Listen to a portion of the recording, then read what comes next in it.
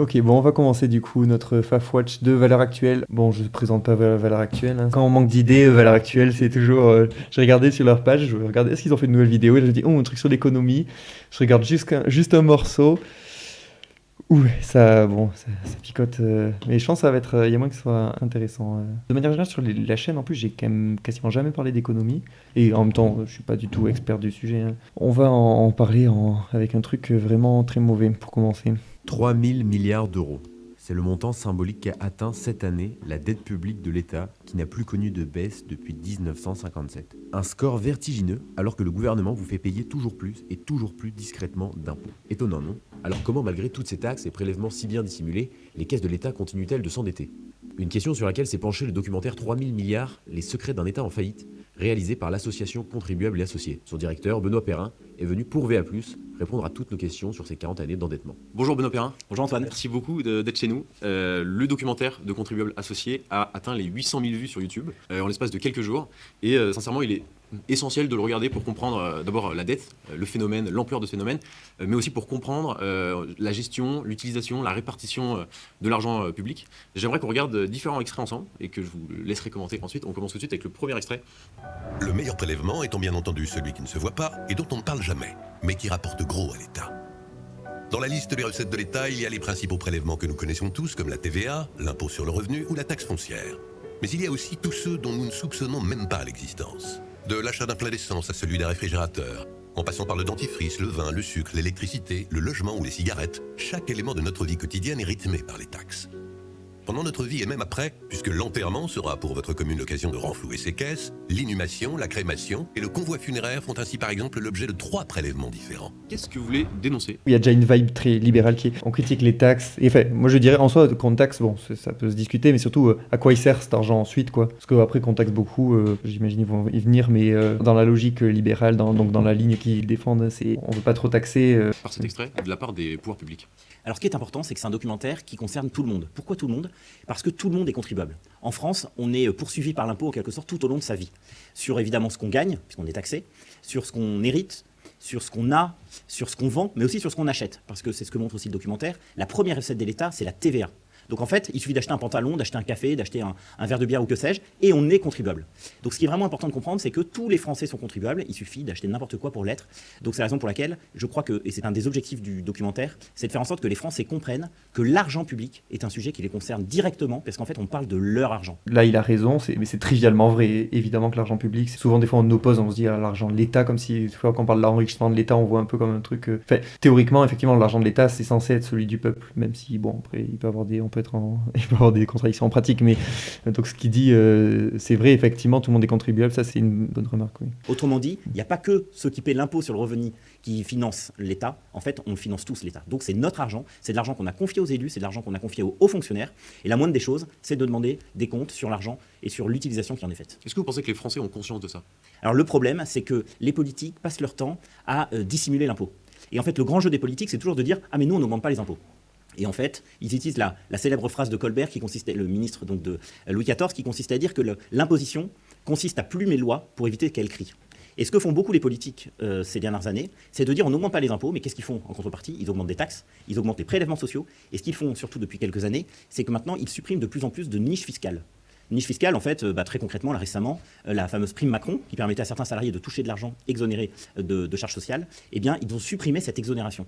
De telle manière qu'en fait, oui, ils n'ont pas augmenté les impôts facialement, mais concrètement, les gens qui étaient éligibles à cette taxe, eh bien, maintenant, ils vont payer de l'impôt sur le revenu. Ouais, pour moi, il y a un problème dans son discours, c'est aussi, il dit les gens, et je répartis pas un peu les types de personnes, parce que souvent, ce qui est reproché, notamment à la TVA, on dit souvent, bon, c'est un impôt qui est pas très juste, parce que tout le monde le paie pareil, quoi. Et l'impôt sur le revenu, le fait qu'il y ait des impôts qu'on impose et que ça serve à distribuer les richesses, ou tout dépend, si l'argent public est bien investi, bon, qu'il y ait des taxes et que ce soit utilisé pour le bien commun, en soi, c'est plutôt cool. Là, il dit, bon, beaucoup de politiques vont pas dire qu'ils veulent augmenter les impôts, bon, c'est sûr que c'est pas bien vu, surtout pour les gens qui sont dans une logique libérale comme lui. Et après, il dit, on supprime les niches fiscales, et je trouve que c'est tout le gros enjeu qui est étrangement très manquant, quoi. On pourrait dire, s'il y a des taxes pour les catégories de la population les plus privilégiées, bon, c'est peut-être justifié. Et vu que ce qui est un peu flou dans son discours, c'est que pour l'instant, il parle pas des inégalités, il parle pas de tout ça, donc non, il n'y a pas de... peut-être qu'effectivement, peut-être qu'on taxe un peu trop, peut-être que la TVA pour les gens qui sont au SMIC, c'est peut-être un peu hard. Dans les politiques qu'il y a eu ces dernières années, on a quand même eu effectivement des impôts, il y a les impôts actuels, mais il y a eu beaucoup de trucs qui ont été enlevés pour les plus riches, il y a eu pas mal de cadeaux, enfin on parle de cadeaux fiscaux, et il n'y a pas forcément tout ce qui est exil fiscal et tout, il y a un gros manque, il y a vraiment tout un système qui favorise les plus riches, ça, et le fait qu'ils n'en parlent pas, je trouve ça assez ouf quand même. Donc, le vrai enjeu de l'État ces dernières années, c'est de masquer cette augmentation des impôts qui est très importante. Et donc quand on voit cet extrait par exemple de ce que vous venez de dire, cette pratique un peu insidieuse d'imposer des impôts aux Français, derrière on se dit mais où va l'argent ? Dans votre documentaire, je résume simplement, donc il y a toute une partie qui concerne les élus, les services publics, les collectivités territoriales, et je voudrais qu'on regarde un extrait qui concerne les cabinets de conseil. Pour parvenir à se moderniser, depuis une dizaine d'années, l'État a aussi multiplié les recours à des cabinets de conseil privés. Tant et si bien que le Sénat parle d'un phénomène tentaculaire. Alors ça c'est une critique assez juste parce que du coup effectivement les cabinets de conseil, donc il y avait tous les histoires McKinsey, tout ça, c'est effectivement de l'argent public qui n'est pas investi au mieux, quoi. Compte a fait le bilan. Depuis 2015, les achats en prestations intellectuelles des ministères ont plus que triplé. Les dépenses pour les conseils en stratégie ont été multipliées par 12 et par plus de 20 en matière de communication. Dans le fond, on avait pris sans doute trop l'habitude de dire voilà, l'administration n'est pas capable de faire ce travail, on va externaliser et demander à des cabinets de conseil. Je pense qu'il y a eu effectivement une dérive. Elle est incroyable. Voilà, des cabinets qui coûtent des sommes assez astronomiques. Sauf ce qui pose question, c'est que tous les conseils en stratégie, tout ça, c'est ce qui a fait débat dans l'affaire McKinsey. C'est il y a le prix exorbitant, mais il y a le fait que c'est des compétences que, a priori, il y avait déjà en France, il y avait déjà des fonctionnaires et tout en France qui savaient faire ça. Est-ce qu'il y avait vraiment besoin de faire appel à ces cabinets ? A priori, non. Donc c'est quand même de l'argent qui est plus un cadeau que de l'argent investi de manière rationnelle, quoi. Enfin, de leur point de vue, c'est rationnel, bref, vous voyez ce que je veux dire. Incroyable, cette déclaration de Bruno Le Maire. Alors elle est incroyable. On peut le comprendre en partie parce que c'est vrai que l'avantage des consultants, c'est que souvent, ils appartiennent à des gros cabinets de conseil qui ont mené souvent des réformes de l'État dans d'autres pays. Donc c'est toujours intéressant, je crois, de faire un peu, comme on dit, de benchmark pour savoir ce qui a fonctionné ou voir ce qui a échoué ailleurs pour procéder enfin à cette fameuse réforme de l'État. Le problème qui se pose foncièrement, c'est qu'en fait, en France, on a énormément de hauts fonctionnaires. Et comme disait Clémenceau, les hauts fonctionnaires, c'est comme les livres, les plus importants sont ceux qui sont le plus haut dans la bibliothèque, c'est-à-dire ceux qu'on ne regarde jamais. Et ce que le témoignage de Bruno Le Maire atteste du fait que, en fait, on a en théorie la matière humaine, et du coup, par les hauts fonctionnaires, et le contribuable est lésé parce que non seulement il paie les hauts fonctionnaires à faire des activités qui ne sont pas forcément les plus grande valeur ajoutée, et en plus, on paie des cabinets de conseil, des consultants très chers pour aider le gouvernement dans ses décisions. Donc le contribuable était lésé 2 fois. Et en plus, du simple Je ne sais pas si par lésé 2 fois. Enfin, en tout cas, effectivement, je suis d'accord qu'il y a une gâchis là-dessus. Après, les fonctionnaires en eux-mêmes, tout dépend lesquels c'est. Si c'est des fonctionnaires qui font bien leur taf, en soi, c'est pas forcément de l'argent, surtout s'ils prennent pas aussi cher que les cabinets de conseil McKinsey. Bon. Fonctionnaires. On est un pays qui a beaucoup plus d'agents publics que la moyenne en Europe. Qu'est-ce que traduit cette logique de dire on ne sait pas si l'administration peut faire ce travail, donc on va quand même demander à une association, une entreprise privée. La difficulté du phénomène de fonctionnariat de la France depuis des années, le tournant, c'est la mise en place des 35 heures. C'est en gros il y a 20 ans. Et depuis 20 ans, on a eu plus 6% de fonctionnaires dans la fonction publique d'État, plus 44% de fonctionnaires dans les collectivités locales et plus 35% dans la fonction publique hospitalière, en gros la sécurité sociale. Donc c'est vrai, aujourd'hui les fonctionnaires, c'est un emploi sur 5, c'est 5,6 millions de Français, avec cette logique assez française qui répond très souvent à du clientélisme, où en fait on embauche à tour de bras les fonctionnaires sans s'assurer que les missions soient faites correctement, sans se poser la question de la rationalisation, sans se poser la question de l'efficacité de telle ou telle politique. Ouais, là on a la grosse vibe libérale anti-fonctionnaire. Ça c'est un truc assez classique si vous regardez les programmes, le programme de Fillon, ou souvent les programmes libéraux, ils veulent. Plus on supprime, c'est un peu concours à ceux qui suppriment le plus de fonctionnaires, quoi. Donc voilà, on est vibe anti-fonctionnaire, parce qu'au début ils donnent des chiffres, ils disent effectivement on est un pays qui a beaucoup de fonctionnaires et tout, mais où est le souci en fait ? Ça dépend s'ils font bien leur taf. Et pour le coup, les fonctionnaires, s'ils faisaient référence à des politiciens ou quoi, je sais pas, mais il y a tellement, c'est énorme. Les fonctionnaires, c'est effectivement, comme dit, l'hôpital a trop de moyens. Voilà, donc c'est absurde, évidemment. L'hôpital a trop de moyens. Voilà, non mais toutes les écoles, tout l'enseignement, tous les hôpitaux, les services publics, il y a énormément de trucs et c'est quand même beaucoup de gens qui sont quand même pas mal investis, quoi. Je pense dans les hôpitaux, ça va être difficile de leur dire que c'est pas des gens investis. Donc est-ce qu'on embauche à tour de bras ? C'est vrai que dans les hôpitaux, on embauche à tour de bras, dans les écoles, on embauche à tour de bras. Ça, c'est délirant s'ils disent ça. Attends, mais il manque des profs? Non, mais oui, non. Oui. Non, mais apparemment, on embauche à tour de bras. Ou justement, on en embauche tellement qu'il y avait tellement de places vacantes. Après, il y a des places vacantes parce que forcément, on avait tellement de postes de profs. Je sais pas trop dans quel sens on peut accorder du crédit à ça. Non, mais évidemment qu'il faudrait embaucher plus de postes dans plein de services publics. Politique publique, très concrètement, on a drogué les Français à la dépense publique et on a drogué les Français à l'idée selon laquelle il y a un problème, c'est pas grave, on va embaucher un fonctionnaire qui va régler le problème. Je reviens quand même sur la question des cabinets de conseil. Donc Bruno Le Maire dit en 2022, il y a eu des dérives. En sachant qu'en 2022, donc, il y a le cabinet de conseil McKinsey, une affaire qui est tout à fait médiatisée et qui peut-être met le débat en avant sur les cabinets de conseil. Est-ce que ça reste un phénomène d'actualité encore aujourd'hui ?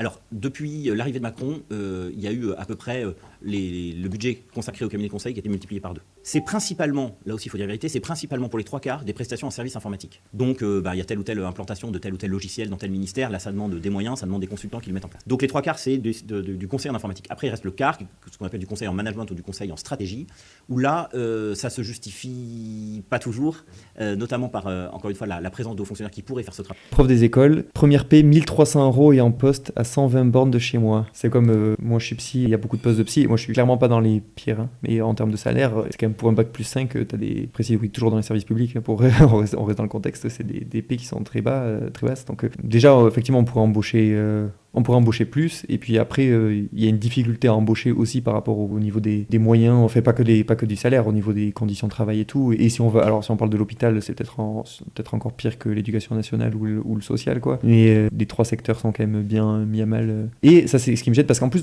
on va dire, si on est d'un point de vue purement factuel, il dit des trucs qui sont pas faux, mais sa grille de lecture, elle est pétée, quoi. Et il va jamais interroger, rien qu'interroger la question des inégalités, au nombre de fonctionnaires. Effectivement, on va dire, on pourrait dire, il y a plein de fonctionnaires qui desservent la société, genre Gérald Darmanin. Si Gérald Darmanin était au RSA et qu'il démissionnait, il coûterait moins à l'État et il nuirait moins à la société en ayant moins de pouvoir. Donc effectivement, il y a des hauts fonctionnaires, notamment surtout dans les hauts fonctionnaires. Si jamais ils avaient pas ces boulots, ça serait en tout point mieux. Voilà, je pense que tous les députés de droite, effectivement, si on leur enlevait leur salaire de 5000 balles par mois et qu'ils se mettaient au RSA et qu'on utilisait cet argent à autre chose, ça serait mieux. Après, donc effectivement, il y a peut-être certains postes de fonctionnaires qui sont pas ouf, mais bon, le problème c'est peut-être pas le poste en lui-même, c'est peut-être les gens qui l'occupent. Bon, on va voir si je me demande s'il va y venir sur la question des hôpitaux, de l'école ou du social, parce que là ça me paraît difficile quand même d'avoir une critique des fonctionnaires à ce niveau. Depuis ce scandale McKinsey, l'État a fermé quasiment tous les robinets des cabinets de conseil. Là, j'ai oublié un truc, je suis pas rebondi, mais c'est vrai qu'à un moment il avait commencé sa phrase en disant c'est depuis les 35 heures, avec l'idéologie libérale, forcément il doit être dans une idée, faut bosser à fond. Du coup, peut-être qu'il considère que vu que les gens sont en 35 heures, le boulot n'est pas fait, du coup faut embaucher encore plus de gens. Et dans la tête d'un libéral, plus on embauche de gens en tant que fonctionnaire, c'est juste de la dépense publique gâchée, quoi. Ils ont bien compris que politiquement ou médiatiquement, c'était très risqué d'avoir recours à des consultants, surtout à des tarifs.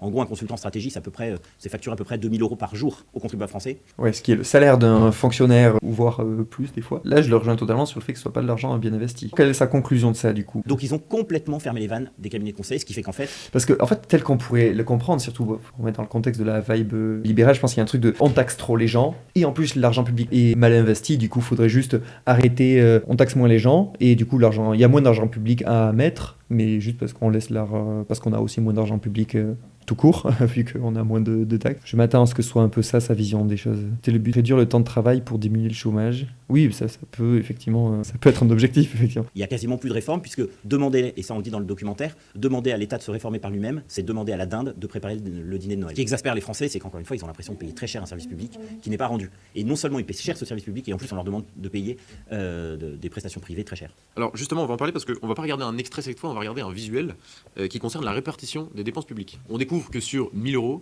seulement 60 € sont consacrés aux fonctions égales.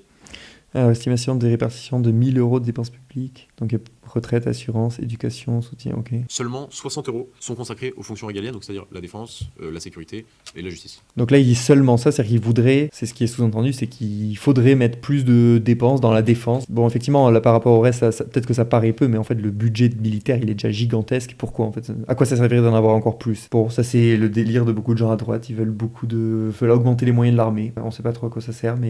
Bon, la justice, effectivement, il y aurait une grosse réforme de la justice. Si on avait plus de moyens de la justice, ça serait une bonne chose, oui, effectivement. Pour la sécurité, tout dépend sur quoi, c'est un peu plus... C'est compliqué comme sujet. Tout dépend où on met les moyens. C'est pas juste une question financière, quoi. Moi, je serais pas contre qu'on y mette plus de moyens, mais il faut voir dans quel domaine. Si c'est pour mettre plus de répression sur des trucs un peu inutiles, c'est pas forcément très malin, quoi. Alors pendant la crise des Gilets jaunes, il y a le Trésor qui a sorti une note très importante. Il ne faut pas oublier que les Gilets jaunes, à la base, c'est quand même une révolte fiscale. Et le Trésor a sorti une note qui permettait effectivement de comprendre à quoi servent 1000 euros de dépenses publiques. D'ailleurs, le ministre du budget, il y a quelques mois, donc Gabriel Attal, a sorti un même site, que fait nos impôts, où vont nos impôts. Et je crois qu'il y a 2 chiffres qui sont fondamentaux dans cette explication. Le premier, c'est la répartition du budget. En gros, l'État... Ouais, pour la justice, il faut éviter la corruption, donc il faut payer pas trop mal les juges. Ouais. Après, il y a aussi, dans la justice, il y a quand même des problèmes, il y a des délais d'attente gigantesques et tout, donc j'imagine, je sais pas si c'est peut-être pas qu'une question de moyens ou quoi, je connais pas bien le sujet de la réforme de la justice pour le coup, mais j'imagine qu'il y aurait beaucoup à faire. Au sens général, dépense 1600 milliards d'euros par an. Sur ces 1600 milliards d'euros par an, il y en a 50% qui sont en fait de la redistribution, c'est-à-dire des prestations sociales. Donc ça, c'est fondamental parce que si on veut attaquer le budget de l'État, si on veut faire des économies, si on veut que le contribuable s'y retrouve, il n'y a pas le choix. Il faudra avoir une réflexion très, très fine et surtout très forte sur cette partie de la sphère sociale. Donc ça, ouais, là on est la critique et là c'est dommage qu'ils donnent pas de chiffres parce que effectivement ça c'est un truc qu'on entend souvent à droite dire dans le budget, dans les dépenses, les prestations sociales, c'est beaucoup en fait quand tu compares à d'autres trucs, c'est quand même pas ouf. Et là encore ça revient à... Attends, on en est à 10 minutes de vidéo, il n'a pas parlé des inégalités ou quoi. Donc là il dit ok, il y a des prestations sociales, ça coûte cher les prestations sociales, mais tous les cadeaux fiscaux, le fait que les riches, mais souvent en fait plus le système d'impôt fait que plus t'es riche, plus en fait proportionnellement tu paies même pas plus d'impôts. Et du coup, je sais pas, tout l'argent que des gens ont et qui utilisent qui pourrait être utilisé pour l'intérêt commun en fait, pour le bien commun. Ça non, ça on n'en parle pas. C'est le premier chiffre, 50% du budget de l'État, c'est de la redistribution. Deuxième chiffre important, vous venez de... La redistribution, donc si on reprend le graphique qu'il avait tout à l'heure, du coup assurance maladie, retraite, donc ok, j'imagine qu'il considère que c'est de la redistribution dans ce sens-là. Ouais, c'est peut-être de la redistribution qui est peut-être pas si mal, genre il voudrait quoi, qu'il y ait moins de retraite, qu'il y ait moins d'assurance maladie, je sais dans quel sens là faut être plus précis. De signaler, c'est cette partie infinitésimale en quelque sorte que vous venez de donner, 60 euros sur 1000 euros de dépenses publiques, est consacré aux fonctions régaliennes. Et là, Moi, je serais pour mettre encore moins, en fait. Hein. Genre, le budget de l'armée, je sais... Il faudrait voir le chiffre... Attends, remarque, il y était peut-être le chiffre... Non, c'était pas dans l'absolu, là. C'est gigantesque, quoi. Vient à se demander, finalement, à quoi sert l'État. Puisque pourquoi on paie chacun des impôts ? Pour avoir, d'abord, la sécurité, 2, la protection de notre propriété privée, un certain nombre de prestations normales qu'on attend d'un État, qui fait qu'en fait on consent à l'impôt parce qu'on sait qu'en face on aura des prestations, on va dire, qu'on attend tous. Donc lui ce qu'il attend c'est l'armée et l'assurance maladie, les écoles, non c'est bien, non? Je trouve ça plutôt pas mal qu'on ait l'assurance maladie. Oh, une tartine, ça c'est gentil. Il a dit au début la TVA rapporte, donc la redistribution, consommation, rentrée d'argent. Il est peut-être pas dans une logique parce qu'il y en a qui pourraient avoir un truc de faut que l'État gère vraiment pas grand-chose, je sais pas trop dans quelle idée. Et quand on voit ce chiffre de 60 euros et qu'on les compare aux 1000 euros de dépenses publiques, en fait on se dit quoi? On se dit mais en fait l'État fait pas son travail. Ou plutôt l'État...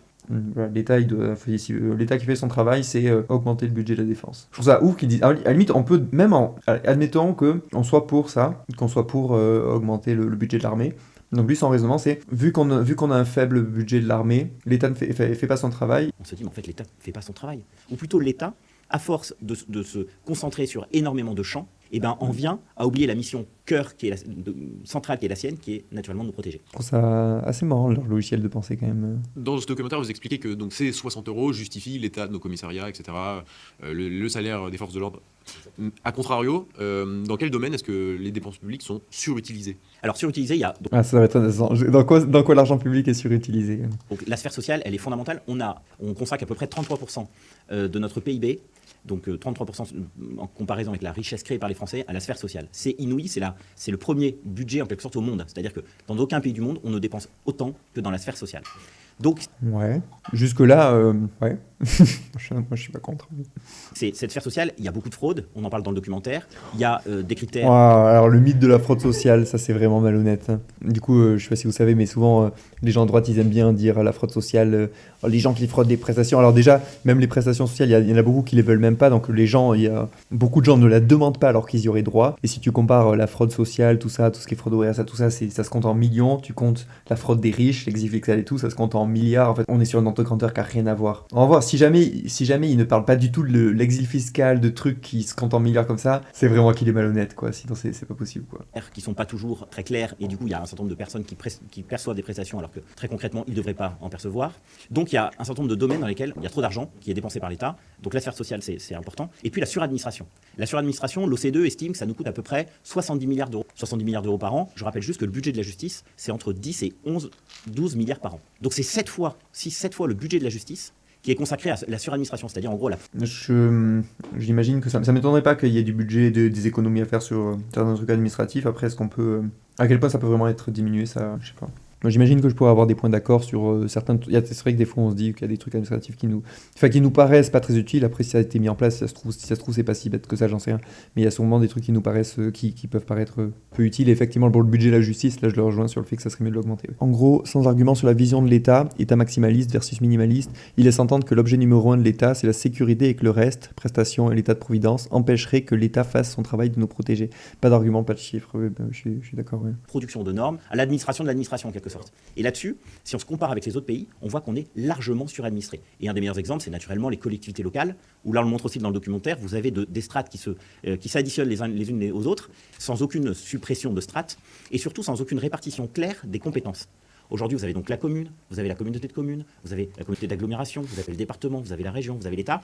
Toutes les compétences sont enchevêtrées. Dernier exemple, c'est la compétence économique qu'on a attribuée en 2014 aux régions, mais en fait l'État continue de s'en occuper. Bref, il y a énormément de domaines dans lesquels tout le monde, tous les fonctionnaires ou toutes les strates continuent à s'occuper de thématiques, alors que s'il y avait une répartition claire des choses, on pourrait faire des économies. Et ce dont on s'aperçoit, c'est que malgré cette augmentation des strates et cette... Alors juste, moi je propose un truc pour que l'État ait un peu plus de budget. Genre, il y a des gens qui ont masse thunes et que ça ne sert pas à leur bien-être, je propose qu'ils en aient moins.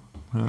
Simple, efficace. Genre, expropriation des grandes richesses. En fait, je préfère même bon, je suis peut-être un peu trop radical, allez, on va dire impôt très très élevé. Bien sûr qu'il y a moyen d'optimiser le fonctionnement administratif, c'est certain, mais l'argent existe. Si on taxait correctement le patrimoine et les hauts revenus, sans niche optimisation fiscale, ouais, on est totalement d'accord. Gestion de plus en plus macro, en quelque sorte, des problèmes. Attends, moi, il y a un truc que j'ai envie de faire quand même avec cette personne. C'est toujours ce truc, on est avec Valeurs Actuelles, qui est cette personne? Genre, c'est pas neutre, genre, ils n'ont pas pris l'économiste le plus calé du sujet, ils ont sûrement pris... Ah, mais attends, il a une page wiki? Ah oui, j'ai la page de contribuer associé là. Je me suis refusée à ce que ce venin, en parlant de la dialectique marxiste, contamine l'ensemble de mes camarades. Uh-huh. Conservatrice et économiquement libérale, bon, voilà, et réputée proche de l'extrême droite. Voilà, ils n'ont pas pris ça au hasard. Après, on peut comprendre, c'est un média d'extrême droite, ils invitent des gens qui sont dans leur lit. En soi, c'est cohérent. Ça se sent dans son discours quand même, hein, la vibe libérale conservatrice. Hein. Positionnement politique, indépendant de tout parti et politiquement neutre. Hein. Et apolitique. Réputé proche de l'extrême droite, ok. Bien que soi-disant politiquement neutre, Contribuer associé ne rechigne visiblement pas à chasser sur le terrain de la droite, voire de l'extrême droite. Bon, ça a l'air assez consensuellement. Donc, il n'y a pas de page wiki pour lui, donc j'ai pas forcément renseigné sur lui. Bon, en tout cas, il fait partie de ce truc. Il est facile de penser il y a trop de fonctionnaires, ils gagnent trop à rien de faire, ou il y a trop d'aides, il faut couper dedans. C'est toujours une baisse de dépenses sur les moins aisés. Jamais une taxation des riches et de la richesse des plus riches. Mais totalement, c'est protéger propriétaire. Jamais une augmentation des recettes, et après on se plaint de la dette. C'est ça, c'est moins de recettes, moins de dépenses dans la logique libérale, quoi. Alors que forcément, nous, quand on est un peu plus dans une logique interventionniste, on veut plus de recettes, plus de dépenses, quoi. Nous entendons également défendre le pouvoir d'achat de nos concitoyens abîmés par une écologie politisée qui impose des mesures coûteuses et néfastes. En fait, on ne fait aucune économie. Et la réforme de 2015 pour la fusion des régions n'a absolument rien simplifié. Alors, la réforme de 2015, qui avait pour objectif de simplifier et de faire des économies, est un échec total. Pour un certain nombre de collectivités, par exemple, qui souhaitaient se départir de telle ou telle fonction, eh bien, très souvent, elles ont gardé leur personnel. Et la strate supérieure a embauché d'autres personnes pour faire ce que le personnel dans la collectivité faisait. On va regarder un autre visuel maintenant, c'est une courbe qui retrace la hausse de la dette depuis le mandat de Valéry Giscard d'Estaing. D'après vous, quels sont les épisodes... La dette, c'est vraiment la grosse panique des gens de droite. Hein. Ils ont peur de la dette. Hein. Majeurs qui justifient le stade actuel. Alors ce que montre cette courbe, je crois, c'est vraiment intéressant. C'est naturellement, on le voit que c'est exponentiel. 2, on voit que depuis 50 ans, il n'y a pas un budget qui a été voté à l'équilibre. La dette, c'est très simple. C'est l'addition de tous les déficits qui ont été votées depuis 50 ans. Là, je crois qu'il y a Eureka qui a fait une bonne vidéo sur la dette. Donc c'est un vidéaste qui fait l'économie, qui est très très cool vraiment. Si quelqu'un veut le mettre dans le chat, Eureka, il est chouette. La dette, c'est pas une question de souvent quand les gens disent ah bon, on peut pas faire ça parce qu'il y a la dette, c'est vraiment le place comme un truc un peu descriptif, alors qu'en fait c'est pas la question de la dette, c'est surtout une question idéologique. C'est que si jamais on veut, en fait on pourrait annuler la dette en fait par exemple. C'est pas infaisable. Souvent quand on a peur parce qu'on a toujours en tête la dette qu'on peut avoir nous en tant qu'individu, mais la dette d'un pays n'est pas comparable à la dette d'un individu. C'est pas grave en fait, ça n'empêche pas un pays de tourner que d'avoir une dette en soi. Le dernier budget qui a été voté à l'équilibre, c'est en 1974. Donc très concrètement, ça veut dire que depuis 1974, nos élus, nos dirigeants, votent des budgets avec un écart en gros de 30% sur le budget de l'État. Du coup, tu es d'accord que les fonctionnaires, quand même, on en embauche beaucoup. Entre les recettes et les dépenses. Et quand on accumule ces déficits, année après année, et ben on se retrouve avec une dette qui avoisine aujourd'hui, enfin qui a dépassé maintenant les 3 000 milliards. C'est exactement comme si un couple avait 2 000 euros de ressources et dépensait depuis 50 ans 2 600 euros tous les mois. Et c'est pas du tout comparable, parce que la dette d'un État n'est pas comparable à la dette d'une personne. C'est pas la même chose. Voilà. Je vais pas détailler plus, et je suis même pas hyper pointu là-dessus, mais voilà. Juste faut pas se faire avoir par ça. C'est absolument irresponsable. Deuxièmement, on voit dans ce graphique que les présidents se succèdent, disent tous la même chose. Ah, on est au pied du mur, maintenant on va s'attaquer à la dépense publique, on ne peut plus. La France est soit la réforme, soit le déclin, on s'en sortira jamais, maintenant il faut agir. Et qu'est-ce qu'on voit dans les faits? C'est que les différents présidents de la République et premiers ministres qu'ils ont nommés continuent à déverser et à gaspiller en quelque sorte l'argent des contribuables, puisqu'on voit la courbe qui continue à monter. Alors dans cette courbe, ce qui est aussi intéressant, je crois, c'est que ça montre en creux 2 tournants dans l'économie française depuis 50 ans. Le premier tournant, c'est l'arrivée de Mitterrand dans les débuts des années 80, qui nationalise, comme vous le savez, un certain nombre d'entreprises, et qui, on parlait tout à l'heure de la sphère sociale, qui fait des chèques à tout le monde. Résultat des courses, le déficit s'accroît. Deuxième tournant, c'est Lionel Jospin, 1900. Ouais, les vacances, effectivement, c'est vrai que Et ça, il y a beaucoup de mythes qui reviennent. Bon, effectivement, là, tu parles par rapport aux profs qui travaillent pas beaucoup. Le truc des fonctionnaires qui travailleraient peu, ce truc des fonctionnaires feignants. C'est bon, il y a des mythes comme ça, alors que quand tu mets le nez dans les services publics, non, c'est quand même évidemment qu'il y a des c'est hyper minoritaire, évidemment qu'il y a certes, si tu prends des personnes isolées, oui, tu vas en trouver, mais globalement, non, les gens sont quand même investis, ils ont quand même, ils sont un peu saoulés vu le contexte, donc peut-être que ça démotive, mais globalement, les gens sont quand même bien investis. Hein. Alors, faut arrêter de faire des hyper cadeaux fiscaux aux grosses entreprises et il faut augmenter leurs taxes. Voilà, je pense qu'on l'a dit, on va le redire encore et encore. En 97, où là, il met en place les 35 heures, qui génèrent, on l'a dit tout à l'heure, une embauche massive de fonctionnaires et qui creuse complètement les déficits. Avec en plus, et là il a beaucoup de chance, Lionel Jospin, il a ce qu'on appelle la cagnotte à l'époque, c'est-à-dire un peu d'argent qui était... Pour le discours de critique des 35 heures classique, je rappelle que bon, en vrai, on pouvait même descendre encore... En soi, actuellement, là, en vrai, j'aimerais bien peut-être un moment faire... J'avais pensé même à faire une vidéo, je verrai, mais sur un peu ma vision un peu du travail, mais je trouve qu'il y aurait... Bon, évidemment, j'allais dire beaucoup de trucs à changer, évidemment. Tout le monde est d'accord pour dire qu'il y a plein de trucs à changer. En fait, c'est quand même absurde de vouloir... Là, évidemment, il critique les 35 heures, donc il voudrait qu'on travaille encore plus. Ok, on est dans un contexte où on produit beaucoup trop, genre faudrait juste produire moins. Il y a énormément de gens là actuellement. En fait, il y a des gens qui travaillent énormément, il y a des gens qui travaillent pas. Juste, est-ce qu'on peut pas juste répartir le temps de travail? En fait, ça me paraît vraiment juste évident. Juste, tes gens, voilà. En fait, si on répartit le temps de travail, on pourrait même, par exemple, si on prend par rapport à la retraite, je vais dire un truc qui sera peut-être une populaire opinion, quoi, mais dans l'idée, je ne serais même pas contre avec l'âge de la retraite, qu'on puisse travailler plus tard, qu'on puisse, évidemment que ce n'est pas obligatoire. Mais je me dis, si par exemple, on avait un temps de travail où les gens, par exemple, quand tu avais à partir de 50, je sais pas, ou de 60 ans, par exemple, tu travaillais 10 heures par semaine, je pense qu'il y a plein de gens qui sont actuellement, qui auraient envie de partir à la retraite et qui je sais pas, qui ne se sentent pas, évidemment, qu'à 65 ans, ils n'ont pas envie de faire un 35 heures, mais ça se trouve, ils seraient chauds pour faire un 10 heures. Il faudrait qu'ils aient quand même le choix, hein. Moi je suis pas du tout pour que ce soit obligatoire. Mais c'est qu'en fait, si on avait une répartition, un truc beaucoup plus fluide, un truc beaucoup plus, je sais pas comment dire, mais qui dépendrait en fait, ou qui serait très, très fluctuant et très au choix, quoi, qui soit en plus. Je suis sûr qu'il y a des gens qui actuellement ne travaillent pas. Il y a même des gens, là je dis pour des personnes plus âgées, mais il y a même des gens jeunes qui... mais juste un 35 heures, non, c'est pas possible de faire un 35 heures en fait. Surtout dans un boulot qui est pénible ou qu'on n'aime pas du tout. Mais peut-être qu'un truc à beaucoup moins d'heures, on le voudrait quoi. En fait. Il faut imiter pour la semaine de 4 jours à 32 heures. Ouais, par exemple, c'est vrai que 32 heures c'est une étape. En fait. Bon, je suis peut-être, évidemment, je suis un extrémiste, donc je dirais encore plus bas, mais 32 heures c'est déjà, ça serait effectivement une étape.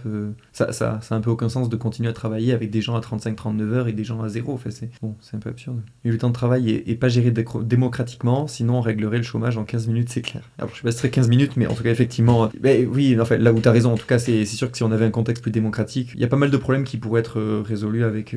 C'est vrai que la question de la démocratie, en tout cas, c'est un peu au fond de pas mal de problèmes, c'est sûr. Moi, j'en parle assez peu parce que je suis pas forcément bien pointu sur quel système serait optimal bien gérer les prises de décision, mais effectivement, le système actuel n'est pas vraiment démocratique, quoi, même si je prends des nuances, et évidemment que je fais une différence avec un système... Souvent, il y a la fausse opposition, ou je crois que c'est Macron, d'ailleurs, qui avait dit un truc du genre, quand on lui dit que c'est pas en démocratie, il dit « Ah, bah, essayez la dictature !» Non, mais il y a juste un entre-deux, et il y a des trucs plus démocratiques que ce qu'on fait maintenant. C'est pas parce qu'actuellement, on est plus démocratique que la Corée du Nord qu'on peut pas faire encore plus démocratique. Bon, bref, je précise tout ça pour... Je me doute que vous êtes d'accord, hein, mais au cas où, comme ça, qu'il n'y ait pas de confusion. Il y a des gens qui ne comprennent pas ce genre de choses. N'était pas prévu. Pour une fois, le déficit est moins important que prévu, et plutôt que de l'affecter au remboursement de la dette, et bien, en fait, il le dépense. Et comment se fait-il qu'il ait, lui, un budget plus imposant que ses prédécesseurs? Alors, à l'époque, il y avait une conjoncture mondiale qui était une croissance mondiale qui était très importante, et la France a profité de cette croissance mondiale. On s'aperçoit quand même sur la courbe, c'est-à-dire ça saute aux yeux visuellement qu'il y a une certaine hausse lors du mandat de Nicolas Sarkozy. Alors, il y a dans le graphique deux crises. Une crise économique, une crise sanitaire. La crise économique, c'est effectivement Nicolas Sarkozy qui le subit en 2008, où là, il lâche les vannes parce que il voit bien que la situation est explosive, il sauve les banques, enfin bref, c'est une politique qui coûte extrêmement cher. Deuxième augmentation très importante, c'est sous Macron, avec le fameux quoi qu'il en coûte de la crise Covid.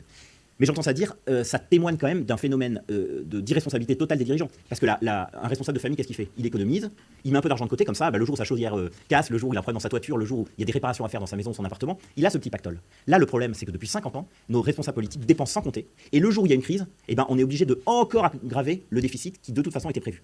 Donc on se retrouve avec des pics. Et qui n'est pas non plus dramatique. Genre, l'argent investi pour le Covid, bon, je pense que Macron était un peu obligé dans ce contexte, mais est-ce que c'était vraiment... est-ce que c'est un problème de l'avoir fait? Je sais pas, je pense que c'était peut-être pas plus mal de balancer des thunes à ce moment-là. N'hésitez pas si je dis une bêtise là. Qui sont très importants. Et si on compare avec l'Allemagne, c'est passionnant. L'Allemagne, pour le coup, ils font très attention à leur gestion publique, ils interdisent les déficits. Et du coup, quand il y a des crises comme le Covid, là, ils ont les moyens de consacrer une partie de leurs économies à ces crises. Et quand la crise est terminée, comme c'est le cas depuis quelques mois, on retrouve des taux de dette qui sont à peu près, en l'occurrence pour l'Allemagne, de 65%.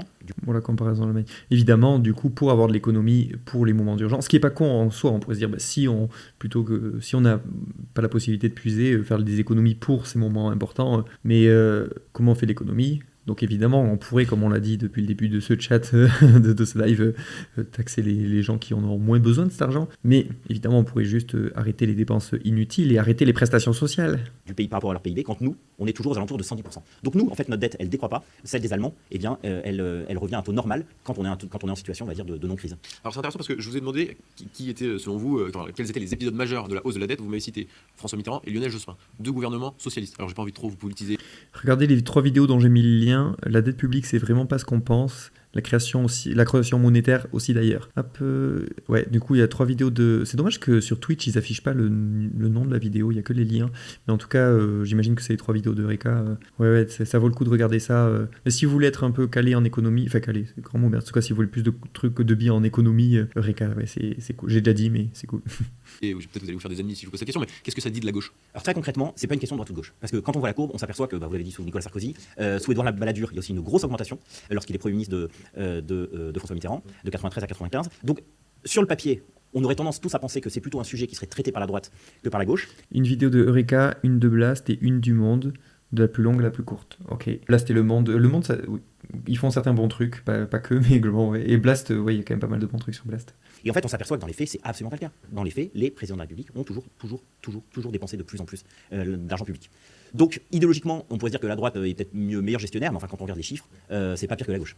Et je pense que le sujet sous-jacent de ce documentaire, peut-être que je me trompe, mais c'est le déni permanent qui règne depuis des décennies. Et il y a un extrait assez intéressant de Jean-Luc Mélenchon qui explique que, sincèrement, je paraphrase, la dette ne sera jamais remboursée, il faut être honnête là-dessus, etc. Je me rappelle plus des termes exacts. Est-ce que vous êtes d'accord avec lui? Est-ce que vous pensez comme vous que la dette ne sera jamais... Oui, et quelle conclusion tu en tires, mon gars? Exactement. En fait. Là, on est à quasi 20 minutes. Quelle conclusion? Et surtout, il n'a pas parlé des inégalités en tout ce temps. C'est quand même incroyable. Il y a quand même l'éléphant au milieu de la pièce. Je pense que c'est une erreur majeure. C'est pour dire que l'augmentation des dettes n'est pas si grave que ça, bien comment j'imagine que tu dis ça? Je sais pas si j'ai bien saisi. D'abord de dire que la dette ne sera jamais remboursée. Parce qu'il faut comprendre la structuration de la dette française. Très simplement, on a 50% de nos créanciers qui sont étrangers. Moi, je suis d'accord avec ce qu'il vient de dire, je crois. La dette ne sera pas remboursée, effectivement. Et c'est pas très grave, en fait. Oui, on ne remboursera pas la dette. Et probablement que si on n'a fait pas une annulation de dette, sûrement qu'on aura encore la dette pendant un certain temps. Est-ce que c'est très grave? Pas tant que ça. 50% de nos créanciers qui sont français. Donc dire on remboursera jamais la dette, c'est ruiner les petits épargnants français qui ont souscrit un contrat d'assurance vie et qui attendent logiquement de... C'est fou de voir empiriquement que la dette ne cesse d'augmenter et qu'il ne se passe rien, en fait. Mais de toujours dire, faut absolument arrêter ça. Ouais. L'État de la France qu'on les rembourse avec un petit taux d'intérêt. Donc déjà, Ça, c'est fallacieux parce que là, il dit à quel point ça nuit aux contribuables. Mais si on fait, il y a plein d'autres choses. Si on veut améliorer le pouvoir d'achat des gens, si on veut que les gens aillent bien, mais il y a des trucs beaucoup plus simples que s'attaquer à la dette. Hein. Il y a juste répartir les richesses. Bon, après, quand lui, forcément, il pense contribuable, il pense aussi aux très riches. Donc, forcément, il va pas dans ce sens. Mais... on ruine le petit épargnant français. Et puis deuxièmement, vous savez, la finance... Ah, il a parlé petit épargnant français. Et redistribution, non. repose très simplement sur la confiance. Donc si vous dites à vos créanciers, ah ben de toute façon on arrête de vous rembourser, on tire un trait sur la dette, c'est la certitude que soit ils vous prêteront plus, soit ils vous prêteront à des taux d'intérêt très importants. Et quand on a un trou d'à peu près 30% entre les dépenses et les recettes, il est absolument impossible aujourd'hui de ne pas se tourner sur les marchés pour emprunter de l'argent. Donc en tout cas, il faut naturellement examiner dépense par dépense toutes les politiques publiques françaises pour réduire cette fameuse dépense publique excessive. Mais quoi qu'il arrive, il faut rassurer nos créanciers en disant on vous remboursera. Et quand on essaie de définir le coupable de la dette ou les coupables, on parle souvent de la technocratie, de la bureaucratie. Qu'est-ce qui, dans leur logiciel de pensée, manque à un technocrate et un bureaucrate pour comprendre comment doit tourner un pays? Ce film, en fait, c'est l'histoire d'un couple composé d'une part des élus, qui sont irresponsables, qui encore une fois dépensent sans compter depuis 50 ans. Et là pour le coup les budgets, alors là on est dans une situation un peu particulière avec le 49.3 où là les députés ne vont objectivement pas voter le budget, mais depuis 50 ans il y a quand même un paquet de budgets qui ont été votés. Donc des élus irresponsables, et de l'autre côté ce qu'on pourrait considérer comme une espèce de caste de hauts fonctionnaires qui reconduit mécaniquement des politiques publiques sans jamais évaluer leur efficacité. Et alors, du coup, qu'est-ce qui leur manque ? C'est très simple.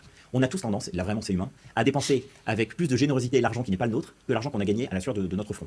Donc c'est tout à fait normal qu'il faille des hauts fonctionnaires, mais je crois qu'il faut des mécanismes de contrôle qui soient renforcés pour éviter des dérives comme la politique de la ville. La politique de la ville, c'est un bon exemple. Ou comme disait Deserchen Strip tout à l'heure, qu'on ait un système plus démocratique et peut-être que les décisions seraient peut-être un peu plus en faveur de l'intérêt général, peut-être que l'argent serait mieux investi, tout ça, si on avait des décisions démocratiques. Par exemple, on n'a pas besoin d'avoir des créanciers à l'étranger, genre fonds de pension américains, il suffit que la Banque Centrale Européenne joue son rôle et rachète la dette des États et de la zone euro.